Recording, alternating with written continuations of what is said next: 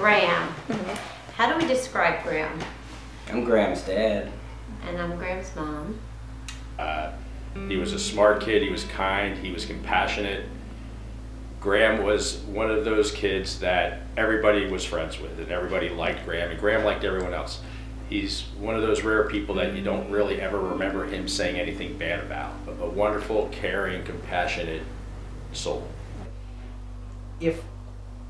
If you were around him, the mood was just, it was just lifted. I don't know. I guess as a parent, we all think our kids are special, obviously, and you know, no different for me and Graeme and Mike and Jess and Paige.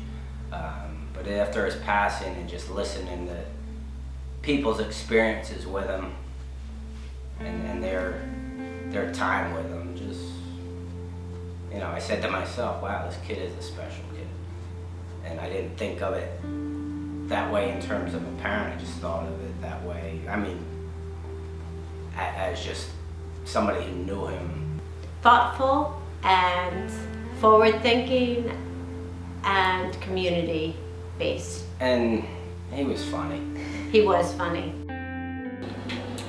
Graeme, do you guys think you're going to be able to stay up till midnight? Yeah! Yeah? What time do you think it is now? Midnight. You told the lie. Huh? You told the lie, we still make the cake. Yeah, I did.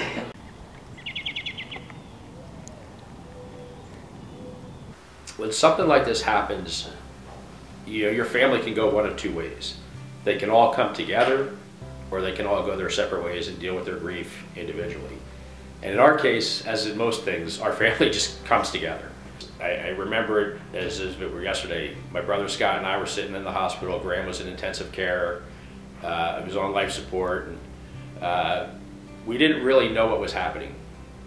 And Scott and I were talking one night.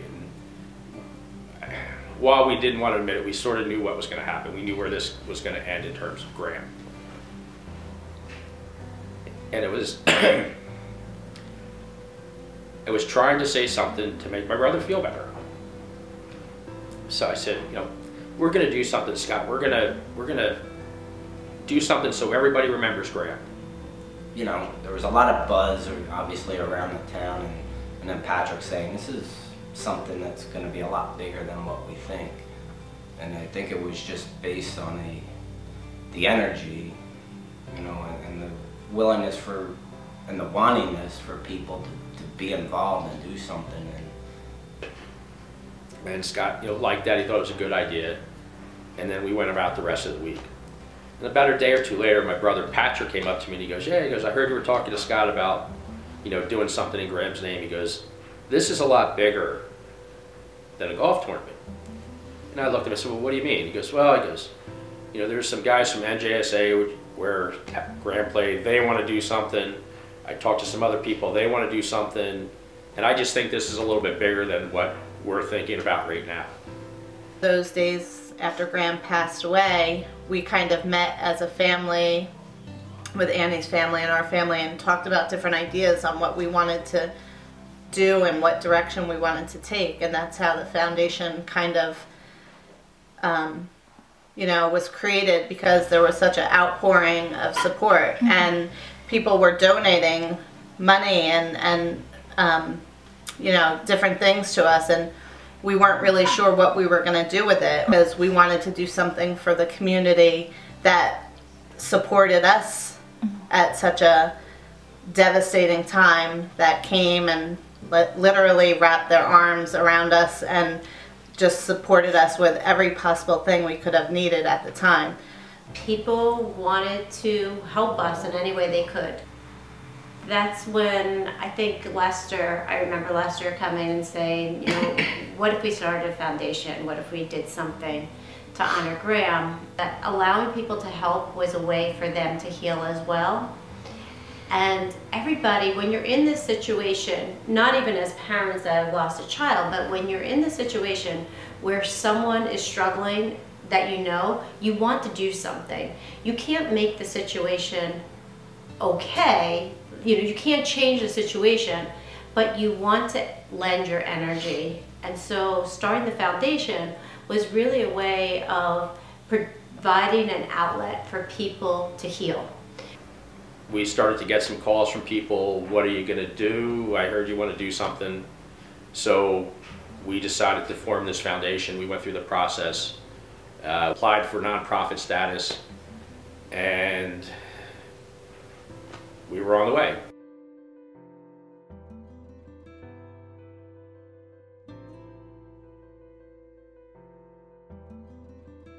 So the Festival of Friends really started as a thank you for the community. We kind of started it saying we wanted to thank everyone for coming, for helping us. Probably my favorite event was the very first picnic. And it was crazy because you pull into the parking lot of Pine Grove, and I think everybody walked out of their car with a really heavy feel.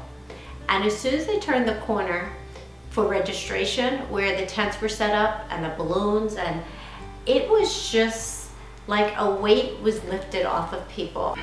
Just before the end of the event, we had a major downpour.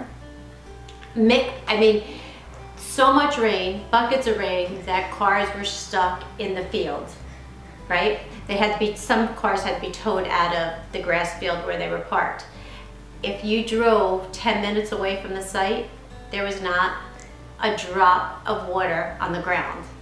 And a huge rainbow, I was told, just came from our town of Freehold over across towards the picnic area. So that was really pretty crazy, and to this day, probably my favorite memory of the kids just slipping and sliding without an actual slip and slide. You know, we have a annual Graeme Memorial Soccer Marathon that I'm a big part of in terms of the organization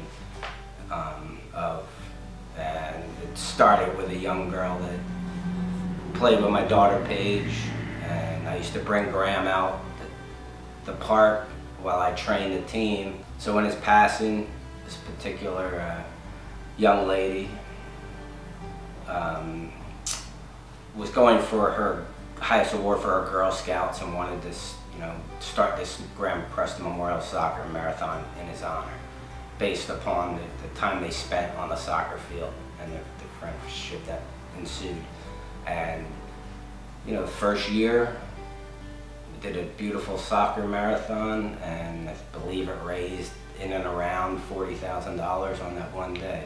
Meanwhile, her goal was $1,500. That's what you want to raise from the marathon. So here we are going into this year, 10th anniversary.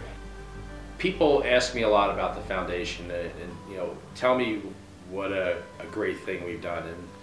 And it's not something that we started to do because we wanted people to tell us, you know, what a great thing we've done. We just did it because it felt like the right thing to do.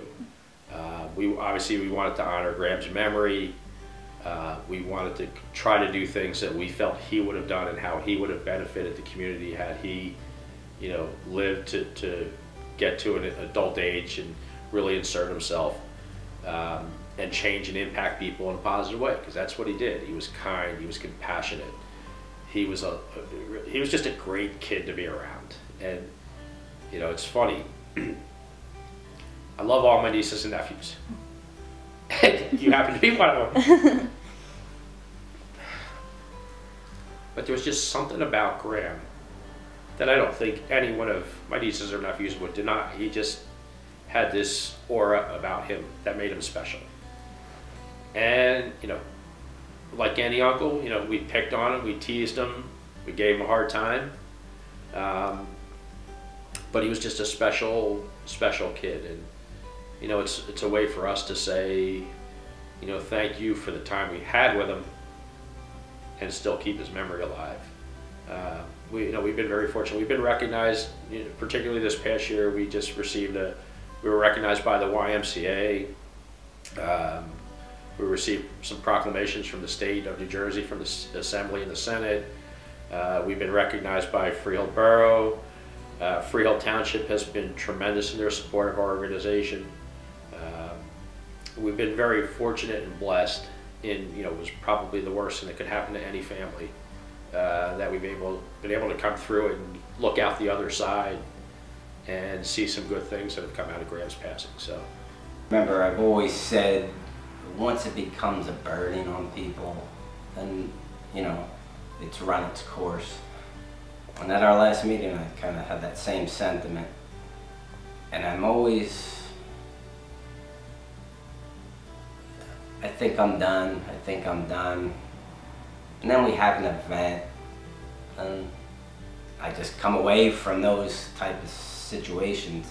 All right, we can do more of this. You know, we've got a big family. We got some of the younger ones, my daughters, my nieces, nephews, all coming up, and, you know, they might be the ones to determine where the foundation ends up going. I tell you, it is the greatest way that I have found to heal, is to not focus on my loss, but to somehow channel that and give it back. And that's what I feel like Graeme's energy is always doing, is he is our guide, he's holding our hands, and we're just following his lead, because this is who he was as a living being, and this is who he is as a spirit. And I still feel completely connected to him. I don't feel like I've lost my child. I feel like we just have to find him in a different way. And this is our way of following him and finding him. Yeah.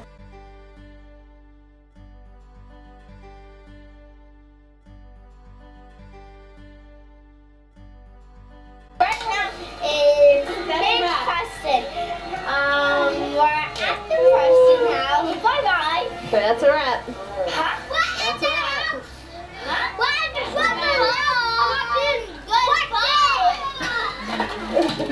So that's a wrap. That's a wrap. That's a wrap.